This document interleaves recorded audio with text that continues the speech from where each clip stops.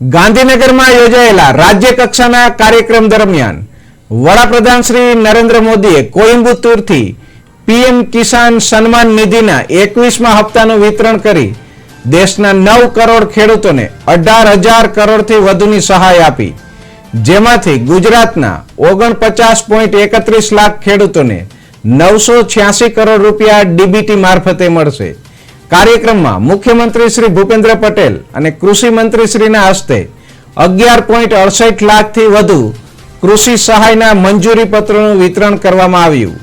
મુખ્યમંત્રીશ્રીએ જણાવ્યું કે તાજેતરના કમોસમી વરસાદના નુકસાન બાદ રાજ્ય સરકારે ખૂબ ટૂંકા સમયમાં 10,000 કરોડનું રાહત પેકેજ જાહેર કરી ખેડૂતોને ન્યાય આપ્યો છે।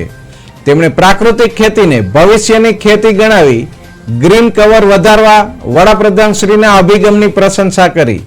કાર્યક્રમમાં રાજ્યભરના લાખો ખેડૂતો ઓનલાઈન જોડાયા હતા અને સ્થળ ઉપર મોટી સંખ્યામાં ખેડૂતોએ હાજરી આપી સરકારની ખેડૂતલક્ષી યોજનાઓનો લાભ મેળવ્યો હતો।